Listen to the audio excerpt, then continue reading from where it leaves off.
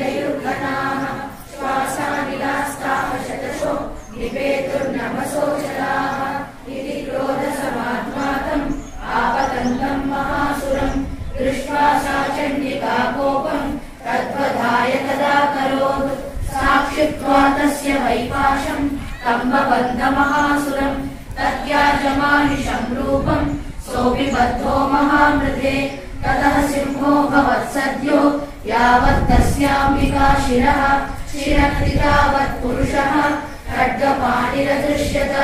तत एवाशु पुरुषम् देवी चिच्छेदसायकैः तम् खड्गचर्मणा सार्धम् ततः सोऽभून्महागजः करेण च महासिंहम् तम् च कर्षजगद्य च कर्षतस्तु करम् देवी खड्गेन निरकृन्तत ततो महासुरो भूयो मानिशम् वपुरा स्थितः तथैव क्षोभयामास त्रैलोक्यम् सचराचरम् ततः क्रुद्धा जगन्माता चण्डिका पादमुत्तमम् पपौ पुनः पुनश्चैव जहासारुणलोचन स्तनद्धचासुरसोऽपि बलवीर्यवदोद्धतः विषाणाभ्याम् च चिक्षेप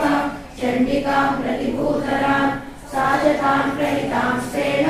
चूर्णयन्ती शरोत्तरैः उवाच तम् वदोद्धूत मुखरागाकुलाक्षरम् ॐ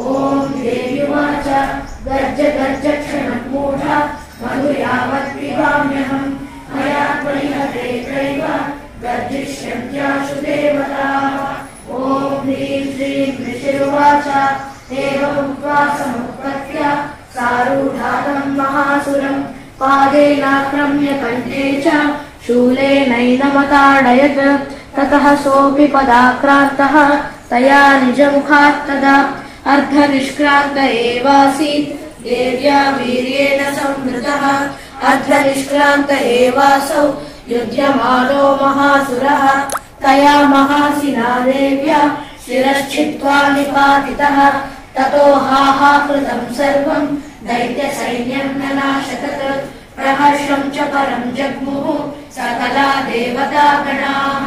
तुष्टुपुस्ताम् सुरा देवी सह दिव्यैर्महर्षिभिः जगुर्गन्धर्वपतयो नृतुश्चाप्सरो गणाः इति श्रीमार्कण्डेयपुराणे सावर्णिके मन्वन्तरे देवी माहात्म्ये तृतीयोऽध्यायः। ॐ ह्रीं श्रीं ऋषिरुवाच चक्रादयः सुरगणाः